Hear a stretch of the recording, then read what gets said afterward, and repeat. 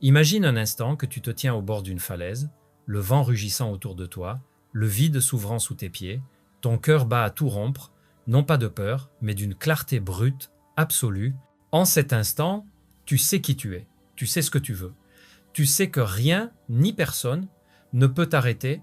Cette sensation, ce feu intérieur qui brûle sans te consumer, c'est l'arme mentale des guerriers qui ne perdent jamais.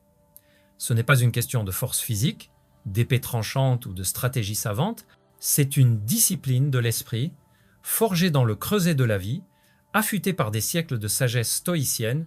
Ce n'est pas un don réservé à quelques élus, mais une puissance que tu peux cultiver dès maintenant si tu choisis d'écouter, d'apprendre et d'agir. Les stoïciens, ces philosophes guerriers de l'Antiquité, n'étaient pas des rêveurs assis sous un olivier à contempler les étoiles. Ils étaient des hommes et des femmes confrontés à la guerre, à la perte, à l'incertitude, et ils ont transformé la douleur en pouvoir. Marc Aurèle, empereur de Rome, écrivait ses pensées au milieu des champs de bataille, entouré par la mort et le chaos. Sénèque, exilé et menacé, trouvait la paix dans la tempête. Épictète, esclave devenu maître de lui-même, enseignait que la liberté véritable réside dans l'esprit. Ces figures ne se contentaient pas de survivre. Elles prospéraient parce qu'elles possédaient une arme que nul ne pouvait leur arracher, la maîtrise de leur propre esprit. Aujourd'hui, dans un monde saturé de distractions, d'angoisse et de pression, cette arme est plus précieuse que jamais. Tu n'as pas besoin d'être un général romain ou un sage antique pour l'utiliser. Tu peux être un étudiant débordé, un parent épuisé, un entrepreneur face à l'échec, ou simplement quelqu'un qui cherche à donner un sens à sa vie. Cette vidéo n'est pas un simple récit, c'est un voyage. Un voyage à travers 12 lois stoïciennes, 12 clés pour déverrouiller l'arme mentale des guerriers invincibles. Chaque loi est une étape, chaque étape un défi, et chaque défi une chance de te transformer. Prépare-toi à plonger dans une exploration profonde de toi-même, à regarder tes peurs, tes doutes et tes désirs en face, et à en sortir plus fort. Car ce n'est pas la victoire qui définit un guerrier, mais la manière dont il combat. Et le combat, le vrai, commence dans ton esprit. Tu te réveilles chaque matin avec un choix. Pas celui de ce que la vie va te jeter au visage, les factures, les trahisons, les imprévus, mais celui de la façon dont tu vas y répondre. Marc Aurèle l'a dit, tu as du pouvoir sur ton esprit, pas sur les événements. Comprends cela et tu trouveras la force. La première loi stoïcienne est celle du contrôle. Imagine ton esprit comme une forteresse. À l'extérieur, les flèches volent, les tempêtes grondent, les ennemis frappent à la porte. Mais à l'intérieur, il y a un sanctuaire que rien ne peut atteindre, à moins que tu ne l'autorises. Ce sanctuaire, c'est la partie de toi qui décide comment interpréter ce qui t'arrive. Perds ton travail et tu peux choisir de voir cela comme une catastrophe ou comme une opportunité de recommencer. Quelqu'un te trahit et tu peux t'enfoncer dans la colère ou apprendre à te fier à ta propre force. Cette idée peut sembler simple, presque banale, mais elle est révolutionnaire. Combien de fois as-tu laissé une remarque, un échec ou une peur dicter ton humeur, tes décisions, ta vie entière? Les stoïciens te demandent de reprendre le contrôle, pas en niant la douleur, mais en la regardant droit dans les yeux et en disant « tu n'as pas de pouvoir sur moi ». Prends un exemple moderne. Imagine un athlète, disons un coureur de marathon, qui s'entraîne depuis des années pour une course décisive. À mi-parcours, une blessure le frappe, une douleur aiguë dans la jambe. La foule, le chronomètre, ses espoirs, tout semble s'effondrer. Mais il se rappelle qu'il ne contrôle pas la blessure. Il contrôle sa réaction. Il peut abandonner ou il peut continuer pas à pas en acceptant la douleur comme un compagnon, non comme un maître. Cette résilience, c'est la première clé. Toi, dans ta vie, où laisses-tu les circonstances te voler ton pouvoir? Un patron qui te critique, une relation qui s'effrite, une ambition qui semble hors de portée? Pose-toi cette question. Qu'est-ce que je contrôle vraiment? Ta réponse, c'est le début de ta transformation. Ce n'est pas un exercice intellectuel, mais une pratique quotidienne. Chaque fois que tu sens la colère monter, que l'anxiété te serre la gorge, fais une pause. Respire. Demande-toi, est-ce que je peux changer cette situation ou seulement ma façon de la voir? Cette pause, ce moment de clarté, est le premier pas vers l'invincibilité. Mais le contrôle de l'esprit ne suffit pas. si tu ne sais pas où diriger cette énergie. La deuxième loi stoïcienne est celle de la clarté d'intention. Épictète disait, d'abord, dis-toi ce que tu veux être, ensuite, fais ce que tu dois faire. Trop souvent, tu avances dans la vie comme un bateau sans gouvernail, ballotté par les vagues, des attentes des autres, des distractions numériques, des désirs éphémères. Les guerriers stoïciens, eux, savent exactement où ils vont. Pas parce qu'ils ont une carte parfaite, mais parce qu'ils ont une boussole intérieure, leur valeur. Imagine un archer.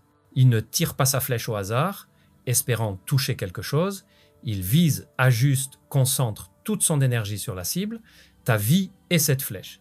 Mais quelle est ta cible? Si tu ne le sais pas, chaque pas que tu fais risque de t'éloigner de toi-même. Réfléchis à ceci. Combien de fois as-tu poursuivi un objectif, une promotion, une relation, une possession, pour découvrir qu'il ne te rendait pas plus heureux? Les stoïciens t'invitent à creuser plus profond. Qu'est-ce qui compte vraiment pour toi? La liberté, l'intégrité, la générosité? Une fois que tu as défini ta cible, chaque décision devient plus simple. Prends un exemple concret. Une femme d'affaires, submergée par les emails, les réunions, les deadlines. Elle court sans cesse, mais se sent vide. Un jour, elle s'arrête et se demande « Pourquoi fais-je tout cela ?» Elle réalise que sa vraie valeur, ce n'est pas le pouvoir ou l'argent, mais le temps passé avec ce qu'elle aime et la création d'un impact positif. Alors elle commence à dire non, non aux réunions inutiles, non aux projets qui ne l'alignent pas avec son but. Elle devient plus productive, plus épanouie, parce qu'elle a clarifié son intention. Toi, quelle est ta boussole? Prends un moment maintenant pour y penser. Si tu devais définir une seule valeur qui guide tes choix, quelle serait-elle? Cette clarté n'est pas un luxe, c'est une nécessité. Elle te donne la force de dire non à ce qui te détourne et oui à ce qui te rapproche de qui tu veux être. Pourtant, même avec un contrôle de l'esprit et une intention claire, la vie te testera.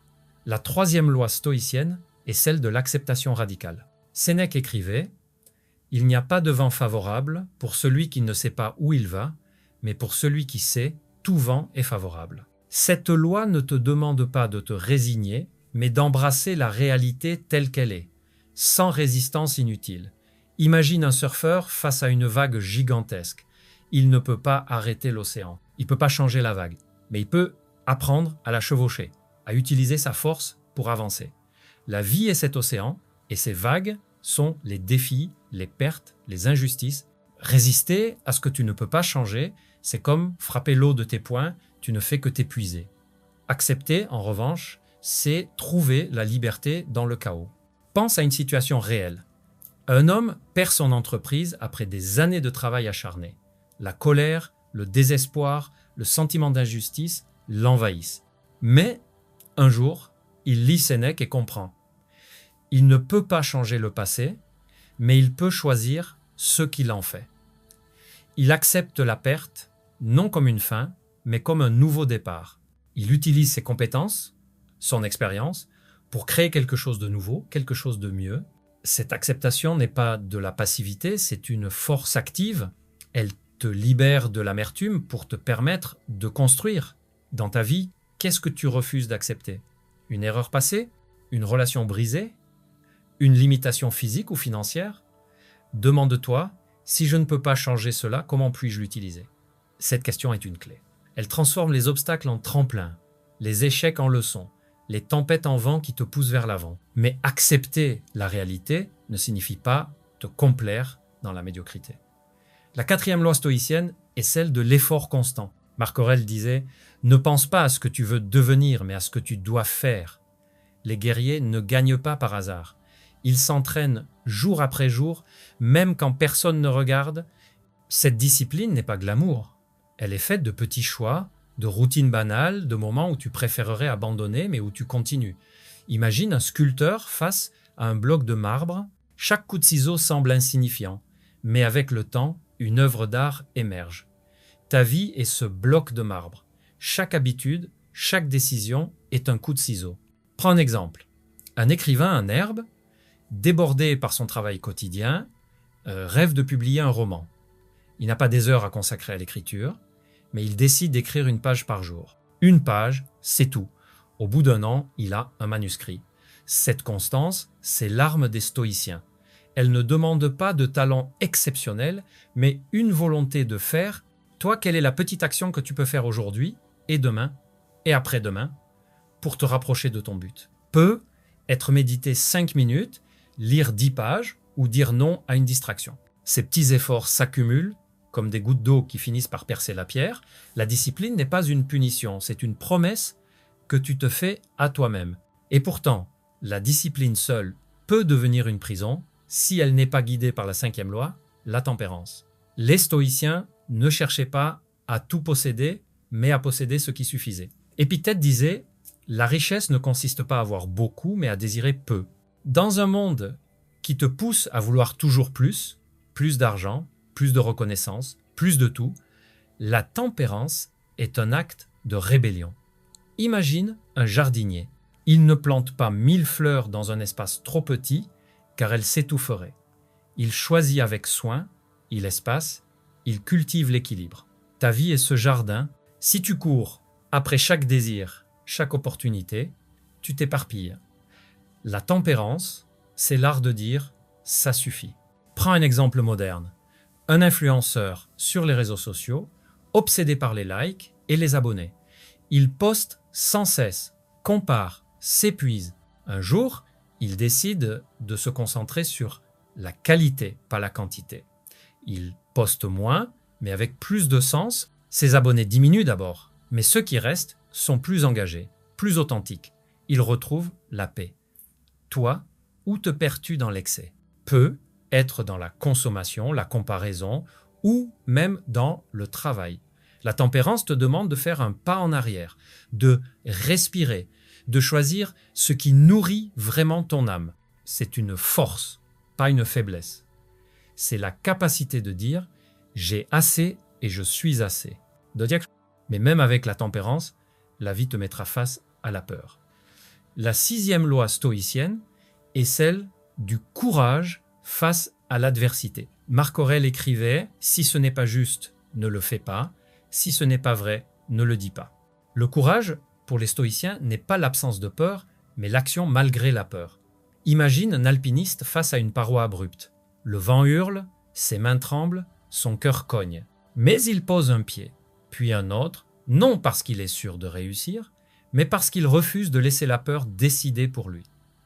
Ce courage n'est pas réservé aux héros des légendes. C'est celui d'une mère qui parle pour défendre son enfant, d'un employé qui dénonce une injustice au risque de perdre son travail, ou de toi, quand tu choisis d'affronter une vérité difficile sur toi-même. Pense à une femme qui, après des années dans une relation toxique, trouve la force de partir.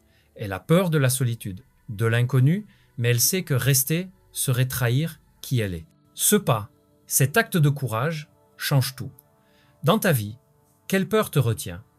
Peut être celle de l'échec, du jugement ou de l'abandon. Les stoïciens te disent « La peur est un signal, pas un maître. Regarde-la, nomme-la, puis agis. Chaque pas que tu fais, malgré la peur, forge l'arme mentale du guerrier. Ce courage, cependant, doit être ancré dans la 7e loi, la justice. Les stoïciens croyaient que vivre bien, c'est vivre pour les autres autant que pour soi. Sénèque disait « Nous sommes nés pour collaborer comme les pieds, les mains, les paupières. » Imagine une forêt. Chaque arbre, chaque feuille, chaque racine joue un rôle dans l'ensemble. Si un arbre ne pensait qu'à lui, il épuiserait le sol et la forêt mourrait. Ta vie est cette forêt. Tes actions, tes choix affectent ceux qui t'entourent. La justice stoïcienne n'est pas une quête abstraite, c'est une pratique quotidienne. C'est écouter vraiment, donner sans attendre en retour, défendre ce qui est juste même quand c'est inconfortable. Pense à un enseignant qui passe des heures à aider un élève en difficulté, non pour la gloire, mais parce qu'il croit en son potentiel. Ce geste, si petit soit-il, est un acte de justice. Dans ta vie, où peux-tu être plus juste? Peut être en pardonnant quelqu'un qui t'a blessé, en reconnaissant tes erreurs ou en tendant la main à quelqu'un qui souffre. La justice n'est pas un fardeau, c'est une lumière qui éclaire ton chemin et celui des autres. Mais la justice ne peut exister sans la 8e loi, la résilience face à la perte. Épictète disait Ne dis jamais d'une chose « je l'ai perdu, mais je l'ai rendu ». La vie est un cycle de gains et de pertes. Relations, rêves, possessions. Les stoïciens t'apprennent à ne pas t'attacher à ce qui est éphémère, mais à chérir ce qui est éternel. Ta capacité à aimer, à apprendre, à continuer. Imagine un marin dont le bateau est détruit par une tempête. Il ne pleure pas le bois ou les voiles. Il regarde l'horizon et commence à construire un nouveau bateau. Cette résilience n'est pas froide ou détachée. Elle est profondément humaine. Pense à une personne qui perd un être cher. Le chagrin est immense, mais un jour, elle choisit de transformer sa douleur en action. Peut être en créant une fondation, en partageant une histoire, ou simplement en vivant de manière à honorer cette mémoire. Toi, quelle perte portes-tu encore comme un poids?